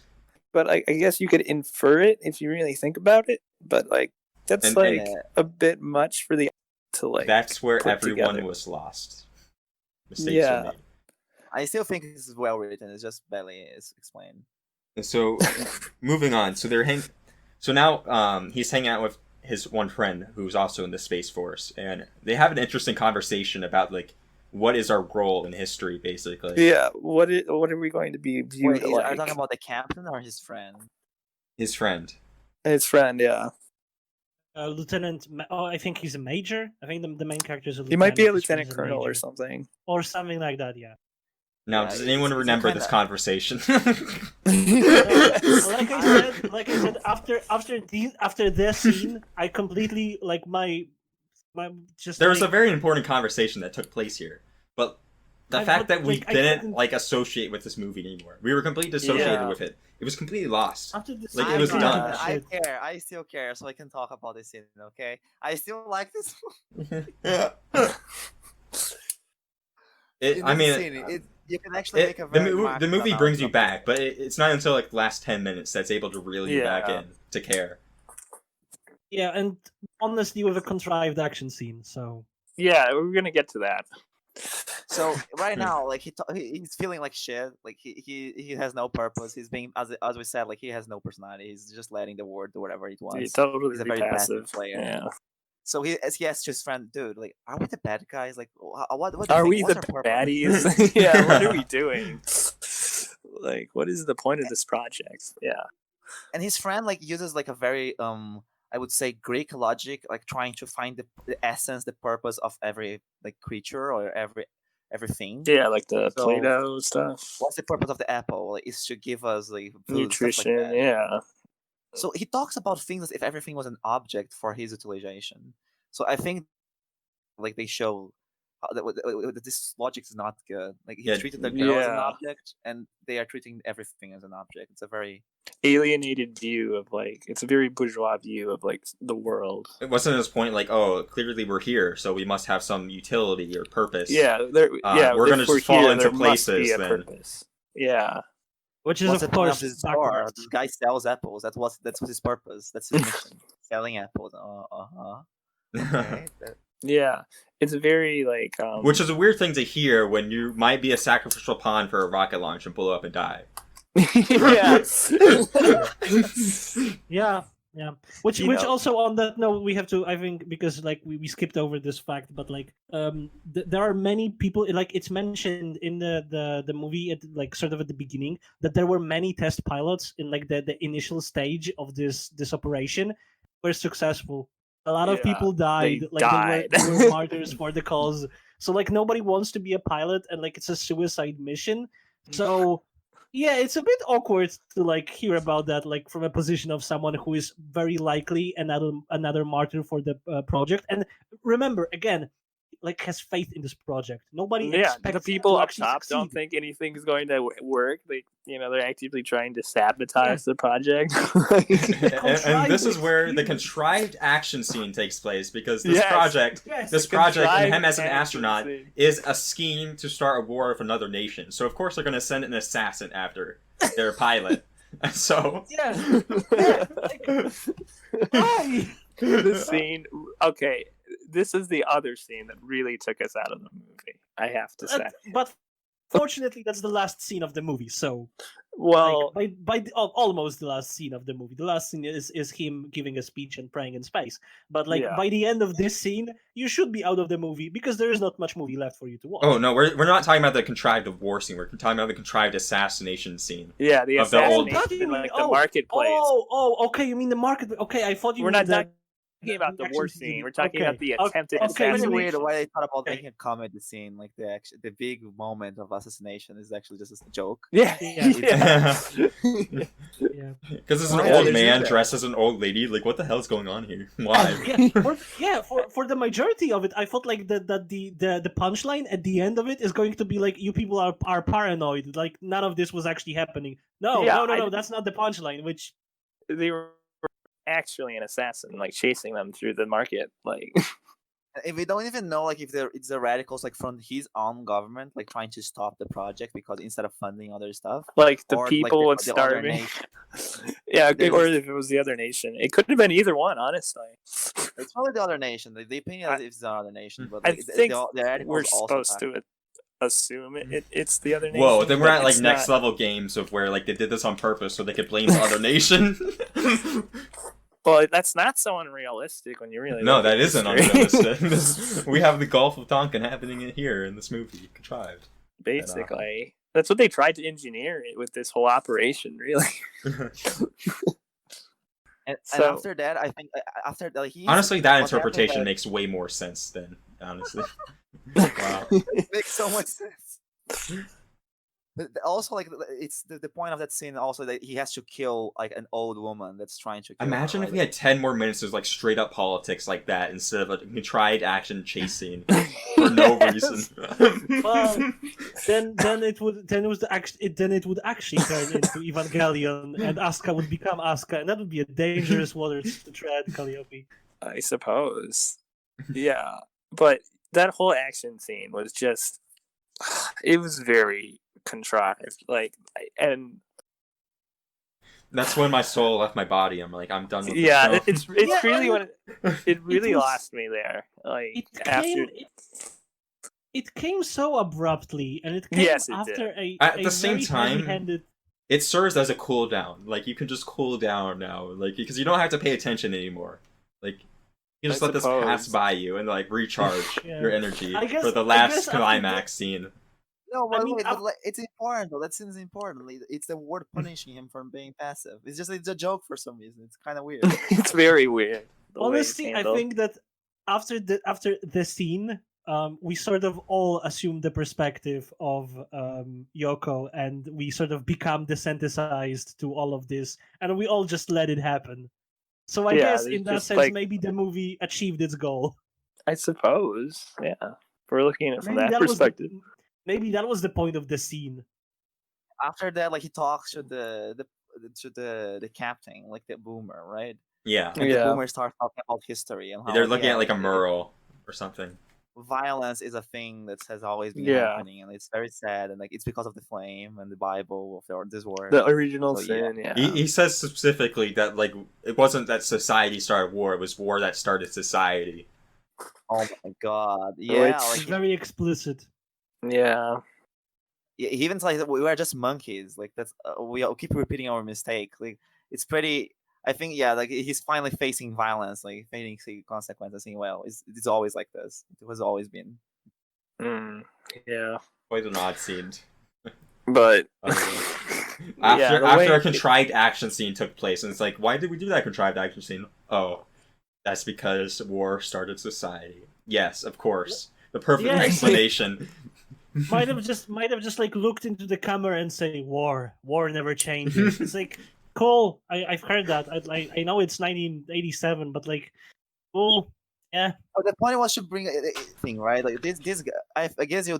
I thought this scene is also good. I like the this trying to use Christianity movie. I like it, but I guess you are painting this as like very silly. Like the morality is very silly. Because it is. I think it's purposely portrayed as silly. yeah. I see. This is the thing. I'm not sure. I keep not being sure about this movie about that because I don't know if it's portrayed as silly. I mean, is it? Okay, can this also be tied back to the whole directing thing? Yeah, And, it can be all tied back to how like each person is like their own director for that they're coming together. The chaos and there being no structure is that there might not Maybe. have been a coherent view of who yeah, of what they is wanted the movie to right be. about this, or like who is actually like this is just a guy part of the Space Force, and this is his opinion on the project that violence And it's is like, what drove it's society. this- And it's like, yeah, the movie's not going to animators for this commentate on section. the movie's not going to necessarily commentate on which one is right. Is it the journalist who said we should house everyone, or is that just someone else who worked on the project? You know, like obviously someone's going to have different views. That's how Here. good stories work, right? Like you have a bunch of perspectives. As well. I mean, Well, I don't necessarily agree. Like I kind of I like also when a don't story takes a necessarily side, but it is just Yeah. like the nature of this film of being No, chaotic. no, but here's the thing, right? So the guy he makes movies about people growing up, right? That's his thing. Yeah. He likes this sort of stories. FLCL. So this movie, its purpose was to get people back to reality. So he's showing like as you like live your cuddled Japanese life here, just consuming stupid science fiction like Project Echo and having fun. Just remember that as you do that, like there are people starving, Earn. like there is war happening, and you're just Mhm. there like so it's trying to push you back and saying, see, like violence is a thing, do something. But see, the problem, Wiki, with like coming of age stories is that by the end of a coming of age story, the protagonist of a coming of age story is supposed to actually have a character, a set of ideals, and is supposed to be consistent with them. By the end of this story, is Shiro his own character? Does he have the stance? Does he actually take a stance? I think he does, but the stance he takes is Rick's stance of religion and people being sinful, and it's all being for nothing because humanity is just awful. It's a very bad place to be, my dude. Yeah, it's not a very hopeful movie. No, Like, it's I not. guess- It's very I think pessimistic. Shown and I think Miyazaki. And this is they my were problem with inspired more than- Evangelion. Later. I mean, Yeah, I think Evangelion is very relevant. Yeah, like I think Evangelion has the same purpose. Like, hey, otaku, stop. Like doing it bullshit. doesn't take a genius to say humanity is full of sin. Let's be real. Yeah. It doesn't take a That's like- genius to say this. and it also doesn't take a genius to like not offer any meaningful way to actually Because- exist in Change this world and things. change things. Like The message of both these films is just like, okay, so humanity is sinful, and like the only solution is you're just gonna have to live your life, and that's what it leaves are you you with. talking about Evangelion as well? Evangelion specifically, because in the manga of Evangelion, like the last few pages are like, I need to just be an individual and live my life, and like Wait, I need to wait, just- wait. I'm going to defend Evangelion. Like, okay, I agree with MM now. Actually, I agree that like this movie, they could have showed a more positive outlook of like they could have made this main character. I think grow, Evangelion is better in a sense, but I'm not saying it's better by much. But the I point of think- Evangelion is being more specific. It's not that they are running away. Yeah, from they're reality. different pieces of work Showing for us sure. anxiety. Yeah, this one's I about think politics, and Evangelion is about like you should be able to interact with people. Like it's okay. Like it's part of life. It's what makes good stories. Like just do it. So it's a different message. I But they're think it both is a different maturing message. Yeah, in they are society. both about maturing, and they are both about finding your place in society. But like Evangelion is specifically about being an individual and like being an individual versus not being an individual. This movie like it doesn't go that much in depth into that process specifically. Like it doesn't really talk about individualism that much. It just No. So shows bad people. It doesn't show like people yeah, becoming an individual. Yeah. and Yeah. that's the thing. That's what I'm saying. Like from the standpoint of a coming of age story, this movie like fails because the protagonist doesn't become his own character. But sure, I think it's the like difference between how like the theatrical release of Evangelion or like and the end of Evangelion, where like it ends on like a cold ending where we get literally nothing. Like it's the worst ending possible. But we compare that to the Evangelion manga, and its messaging is completely different. Where I'm reading this directly from the manga English translation, but he says, "I will do my best. I will find my own path. It may be rough and winding, with driving wind and rain. Some days may be freezing cold, but I know the sun will light my way." That's literally the last lines of the Evangelion manga. And then he says that my future holds infinite possibilities. The end. I mean, what It's like can a I poetry. say? It's just poetry. What can I say except congratulations, Shinji. Congratulations, Shinji. Congratulations. So, Congratulations. That's basically the TV ending of the show portrayed in manga form. So that's Well, you need to pay attention, right? So this movie, the writer is like, I guess if we use what's the name of the other one, Okada. So Okada is just a lazy guy who like doesn't know what to do with life, so he goes to science fiction shit. And he's like, hey, maybe I should like actually participate in society and like change the world and stuff. So this is his movie, like showing like his coming of age, and my Evangelion's more like about and Ano is a depressed guy, so Yeah. It's very it's a, obvious. it's From another the like take on the subject. Yeah. Okay. So we're done with the contrived assassination Yeah. scene. So we are at the final stretch of the movie. This is the last moments of the movie. Yeah, this is the last part. The main character is explained like the history of the world. Like he is told by the manager, the captain of the whole operation about the history of the world. He is sort of left to ponder the nature of humanity.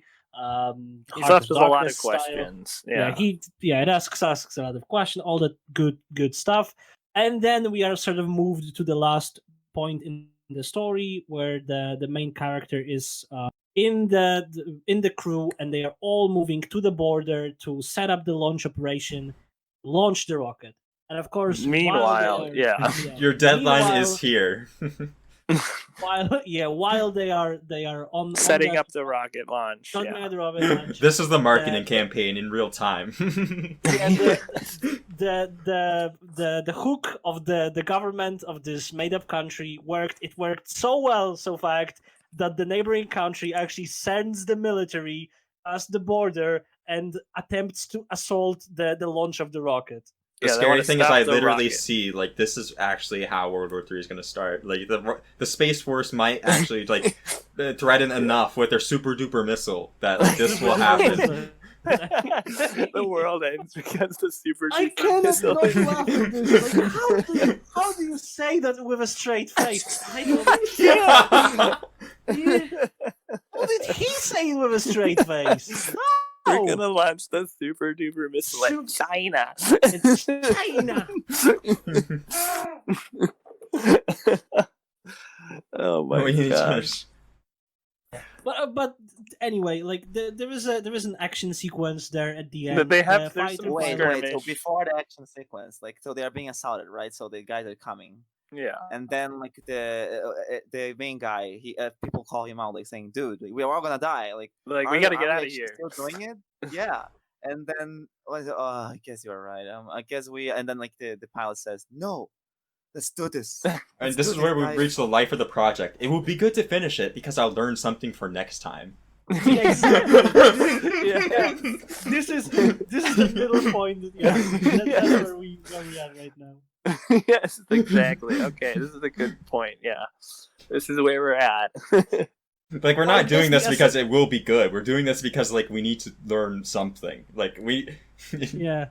This is literally the point of that in the movie. Yeah. Yeah. So, we got the green light. We're doing the launch anyways, even though it's less There's likely war to succeed. going on around us. This rocket is, like, 90% more likely to blow up at this point in time. Yeah, but like at this point they could just like shut down the rocket. It would be so easy, but like somehow, of course, against the all odds, the Air Force joins in. Like people like mount the fighters. They have a dogfight in the air, and in the end, the rocket is launched. Which is interesting, since the Air Force and the Space Force were having fist fights earlier, and now they're actually they literally were cooperating. fighting each other. Yeah. But of course, in this trying moment, they all join together, and like I'm sure, not so sure about that because again, like this strikes me as like needless glorification of the militaristic structures. And the military in general, like the same thing that happened in the Netflix series where it was like, okay, the idea is dumb, everything is absurd, it's a chaotic mess, but the people doing it, they have like their heart in the right place. Yeah, they are good people, and I have a problem with that because like, I have issues. Always saying that the main protagonist has his heart in the right place. Really. Unfortunately, I think it does. I think the show. No, it definitely does. With the last montage, it definitely does. Like it was still. Yeah, a good... that's the thing. Like the movie unambiguously states that Shiro has his heart in the right place, and I think the movie because at the end, the hearts of the hearts of the Gainax girl and this guy, they start to align with the actual liftoff. Like that's a good. They metaphor. become in sync, and like why are they in sync? Did you not see that dark part of this movie that just happened? Yeah, yeah. This comes on what the do you back mean of by in sync? We have a montage of him seeing like in space. From his space pod, and we have her looking up in the stars at the same time. So he's looking down at Earth, and she's looking up. So like that's it. That's what we get that they're in sync. That's true. Yeah. It's a good interpretation. It's pretty tough. Like I guess this scene is also kind of weird. Yeah, the show had mixed signals all the time. And there's a lot of mixed signals throughout the entire movie. Really, there is. And of course, the movie ends with, as we mentioned before, Shiro giving a speech in space and giving a prayer. That is the last shot of the movie. He gives a prayer. He's praying the COVID-19 away, basically. Amazing.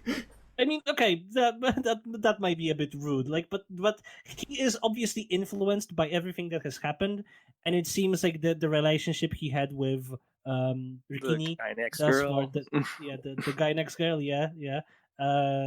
like that was the thing that influenced him the most, and this is like the moment he chooses to express that, and he spends they his have time, a connection again, I guess, and he chooses to devote this time for a prayer. That's the end. The movie is over.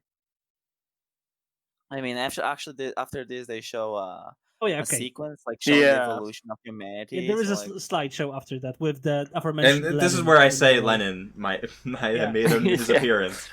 AU Lenin. But it was literally if this montage is going at like 1 frame per 5 seconds. Lenin's like 1 frame for 1.5 seconds. It's the position he's in. Like it is very reminiscent of that like famous portrait of Lenin in the chambers. The Soviet Union. It looks like there's flags and like posters and stuff.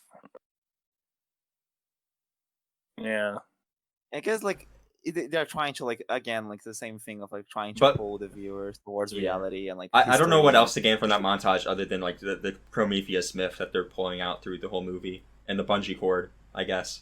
It all comes back to the bungee cord. Yes. It all comes back to the bungee cord, of course. Yes, of course. It all bounces back. If I ever do editing in the future, I'm gonna like save like a bungee cord scenes or just like repeat them through like my video process. Like I think you should. George like Super Bunny Hop did that like that noodles thing. You know that scene in Super Bunny Hop videos where it's like this chopsticks pulling up these noodles. It's like a machine. I'm gonna make it that. It was so good. The bungee cord has the properties the noodles of both, of life. of both Bungie and Cord. Oh yes, and we have a Cosmic Counter reference. Yes, properties of both Bungie and Cord. Yes, agree. I'm here watching the end scene, and I guess I know why Eminem like doesn't like the ending scene a lot. Like I guess it's not like being clear on what you should do. So that's the same reason they don't show that like the main Yeah. character growing as a person, right? Like they never show what you should do. They The never ending grow. is when it reaches like, okay, we were just an art house film, and we weren't trying to appeal to anyone with this movie. But I hope you liked it. It's done and it sucks, and it's not as bad as we thought. Yeah, exactly. I guess that's the conclusion. But like, yeah, Yeah, and I agree. It reached that point. Like, there were problems, but like, it's done. But it wasn't as bad as we thought it was. Done. Which, you know what, I think in a very ironic meta way also mirrors like our actual conclusions about the movie itself. It's done and it sucks, but it's not as bad as I thought. It really isn't. Like, it's a really good film. But it's Yeah. it it's sucks. asking the viewer, but well, he's asking the viewer questions, but it doesn't answer them, and that's one of the bigger problems. It also goes kind of wacky in there. And that's I- the okay. thing. Like, sorry. Oh, I was just going to say, I did want to continue with the relation to today after now that we finished the whole story, like with the Space Force thing, Yeah, how it connects. Yeah, Oh yeah. that'll be fun.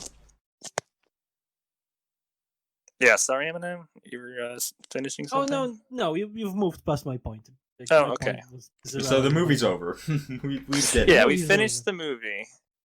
Oh, Uh, the end scene is her like just giving pamphlets to people, so she's still like trying to get people into religion. Oh, and yeah, I do remember that. she sees the snow, and I think snow like appears in the main anime. Like I think like, Naruto has like after someone dies, like it shows snow as well.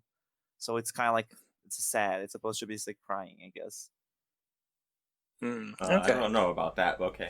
I believe you. I don't know. It shows snow and her looking at snow, and then like it pans out and shows the world, like saying, "Viewer, you are part of this world. Don't run away from it." I guess that's a point. Okay. Yeah. Well, And yeah, that's classic I guess- Gainax imagery, I'd say. So yeah, I guess that message is fine. I can't complain about the earnest desire to bring otaku back to Earth by shooting them into space, which is very ironic. Points for that, Gainax. I mean, what more can It's you very say? Gainax, though, right? It's very Gainax. Yeah, they fooled the Bandai. They got the funding. They made the movies telling that they were feeling guilty for getting the funding. yeah, so we Which can is talk about the nice. post history. This movie bombed. It apparently took like 7 years to actually pay Bandai back for their investment, and we've reached a point where Gainax Studio, they're thinking about doing a sequel. Specifically, Hiroyuki Yamaga, the director, wants to do the sequel. But Okada is like, hell no. The movie's done. I don't want to make a sequel. But the sequel couldn't be made anyways because they like hit a financial block where they could not go to the next project. So they just ended up doing the Neon Genesis Evangelion, which is why we were talking about that next project. Because if you think about it, it's kind of like there's a lot of Follow-up? similar things and like specifically Yeah. like the themes of the story, but like in Hideaki Anno's own like spin on it or take. They also both contain these like shady men who are like financing these operations in both the Evangelion that's and true. this Oh, movie. that's true. Yeah. Oh, wait, specifically, I think we should do next episode, or maybe not next episode, but we should do an episode on Gunbuster, because Gunbuster was the next actual Gainax OVA series. And I think that'd be really cool to talk about. Full depression to full like hype in that. Yeah, movie. Gunbuster's I hype, have it's to. Gunbuster's a way better like story of maturing and like growing than this movie. Okay, I'm gonna take your word for it. I'm gonna watch it, but like, Don't do that immediately, but we will do that soon. I think Yeah, it'll I be cool. haven't seen it either. Nice.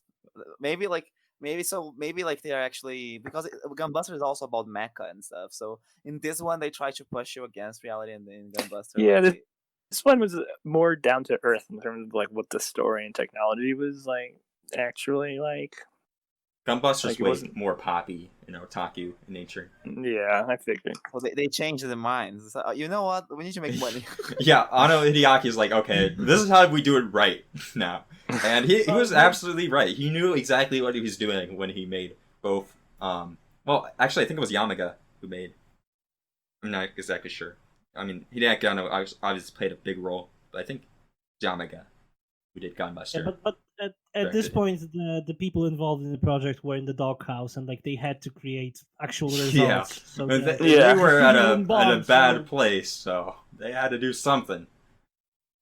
they had to do something popular. And like I didn't watch Gunbuster, so I don't know if it manages to retain that soul of Gainax while being like more poppy. It does. It's a and very up. short though. It's very short. Yeah, isn't it an Maybe- OVA? Six Maybe it's not going to be episodes. Six too bad, episodes. OVA. Yeah. So that's what they followed this up with, right? Yep. A year later. Okay.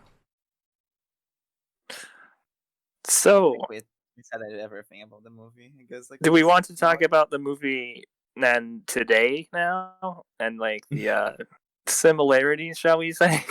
let's just talk about that rocket launch video from All Gas No Brakes to tie this all together. Okay. You're gonna bring it back again. That's Yeah, we're also gonna bring it probably, back to today. Yeah, and it's probably a good like narrative loop to end this on. I think like it makes all the sense in the world. Like this is our bungee cord. We are being brought back into reality. This is why when I watch this That movie, video. that I'm not supposed to laugh. I just laughed out loud so We many were times at the laughing start. so much every time they said Space Force. Like the it's two of just us that would little crack up. subtitle, Space Force. Like it's so funny. I mean, we were I know- laughing the whole movie. Honestly, when I watched this at first, I thought that was like a bad dub job over that woman because like the woman with a strange accent is like the majority of the video, and I thought like that's just a sort of a dub job just to make these people look. See, no, that's her actual voice. Like that's really her talking. And I was like, yeah. whoa. Okay, So you need to watch I this see video. the It's 4 comedy. minutes of pure comedy gold. And this guy's interviewing a Latino person, it seems. And Yeah. she's as well as other people. ironically a Trump supporter when, Trump obviously is racist. So it just doesn't make sense there. It doesn't add up why someone would She support Trump like this. Yeah. And the editing joke that he does is he cuts like her being like "Make America Great Again" to, "Oh yeah, I have a brain injury." Yeah, shit. And my brain bleeds. That was a bit mean because like he asked her what is her favorite Disney landslide, and she's like, right slides because I have a brain leakage or something like that. Yeah. And That's pretty sad. It was sad. very That is- mean, but like he had to do it it for is the mean. comedy. Yeah. This is mean-spirited. it's all gas, no brake. So we had to do it. Yeah. Like that was a very mean-spirited America great. joke, but That's like what the this implication ground is that like standard she's a on. Trump American. supporter That's and she what has our brain godfathers damage. made. So yeah, We I are guess Americans, comedy and gold we have the there. freedom to come to No, but watch like it wasn't anything we- spontaneous though as well, right? It's actually what happened. He interviewed people and they said, "Oh, I have brain damage, but also go Trump." Yeah. It's kind of like even though it's kind of mean, but what happened? Yeah. It's exactly what happened. I guess that's the excuse. And On that But note, yeah, like we said though, this has nothing to do with Trump Space Force. This is not a Trump initiative to launch a rocket. This is SpaceX. This is Yeah, SpaceX. And there's all these MAGA supporters at this launch event being like, "Yeah, go Trump." I think we have to We can watch. hear Without that, masks. They don't have masks. well, and yeah, this is exactly. I the want- I peak wanted of to the bring that up. pandemic. The first thing Wikijipo asked about that video when we just sort of sit down to start recording is like, "Hey guys, why are only the interviewers wearing masks? Why isn't anybody else wearing masks?" And we just busted out laughing all simultaneously because this is America. Of course, nobody's going to wear masks. Like, what COVID outbreak? Like, it's not real. These people are proud Americans. They're not gonna wear masks. Space Trump has Force, literally said at this MAGA. point that he thinks people who wear masks don't like him. Like, he has made the It's an enemies of personal America insult. people who wear medical masks to protect themselves and That is, protect I mean, others Wait, to add Trump to actually that. said that? Yes, Yeah, he he actually did. said that word for word. honestly, What the- For some reason, people in masks actually seem to really dislike Trump, because at one hand we have like medical experts and people who are afraid of a very real disease that is Virus. happening. He's not even wrong. Yeah? He's And not on even the other wrong. hand, we have Antifa. Yeah. So like, yeah, people in masks really seem to hate Trump. I understand where he's coming from when he says that people in masks are dangerous. Yeah. Well, this is also the same guy who tried to qualify Antifa as a terrorist organization. Yes. So like, Only- this is who we're only to playing be- ball with. Only to be reprimanded by the actual fucking United Nations. Speaking, no, like this is stupid. Antifa is not. No, Trump. don't.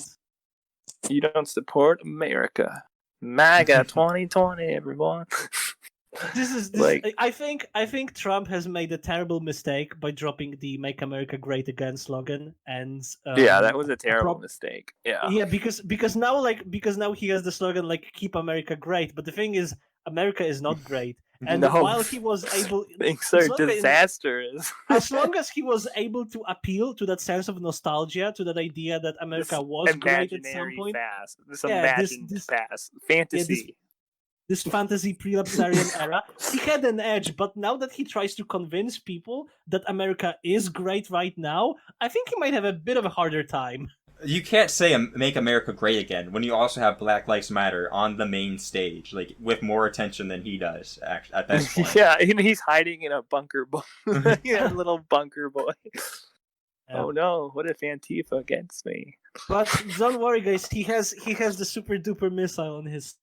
He's gonna launch the super duper missile. He's gonna use it. Like, again, I'm going back to the Wile E. Coyote example. He is the Wile E. Coyote that has bought a super duper missile from Acme and is going to use it on this dastardly Antifa, his great arch nemesis.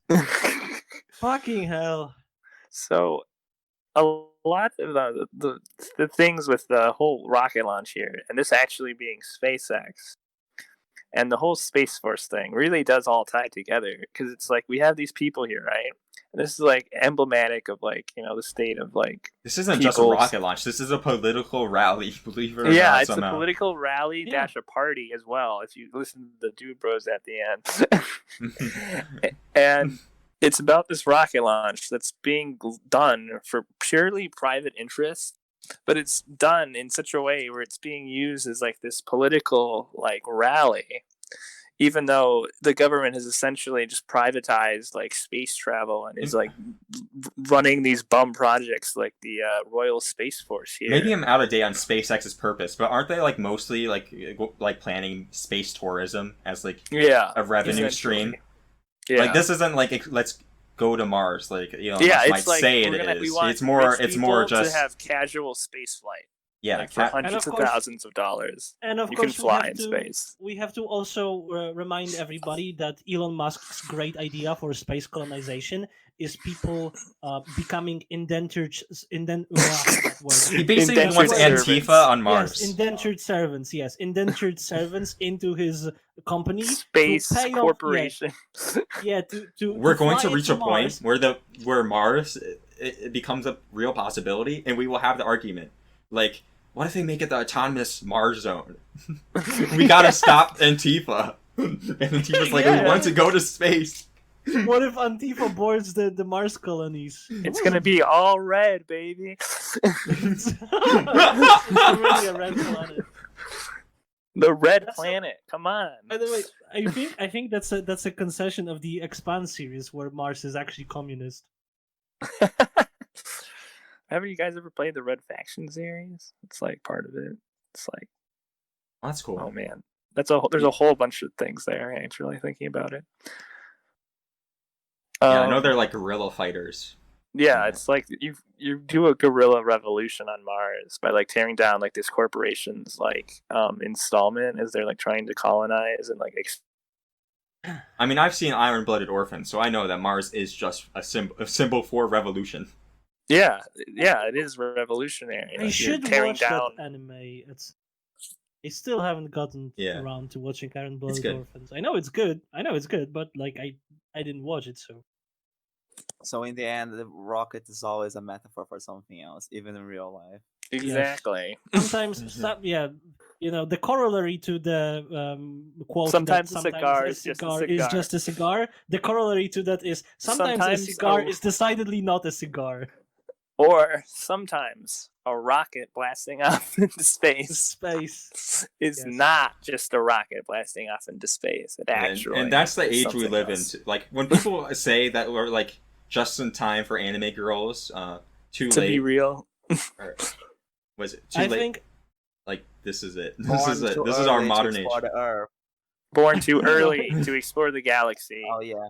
Born too late Too late. to Born explore. just in time to watch the rocket launch. Just in time to watch Royal Space Force. Yeah, let's go. Let's go. Yeah. I think that the real rocket was the friends we made along the way. Of course. Yeah, great podcast. It was a fun time. I'm excited to Very see what fun. we do next. And I think that I guess that's it from us. Like I think we exhausted the subject here. I think we tied it all back together pretty well. Has it ended? Is this it? Hello, have you stop recording? Yes, we are done. We could have said bye. All right, make sure to subscribe, leave some comments on maybe some future ideas of podcasts, and have a good one. Yeah, we are probably going to do Gunbuster in the future. Gunbuster. I want to do one on Bubblegum Bubblegum Crisis. Crisis. Yeah, Bubblegum Crisis has just as iconic, like, jokey lines. It's Yeah, about boomers. very. This one was about Space Force. Bubblegum Crisis is a direct critique of the boomers, who are androids. Yes. Oh, nice. Deadly android series. Yeah. Direct dialectical critique of the It'll be a boomer great condition. time. Literally. That's the plot. Okay. It hates And boomers. we'll have some good videos coming soon. I'm really excited now that Shonen Ronin is dead, because I feel like we actually have better ideas now. And it's a good time. As you can see from this podcast, we just had great ideas. We're like geniuses. And Oh yeah, of course. I mean, not to be too humble, but we all know that this is my work, and we all know that this is all because of me. yeah, praise Eminem. Keep the noggin jogging. All right. That's Bye. it. Bye. Bye Bye, bye. everyone. Don't forget to praise me. Bye.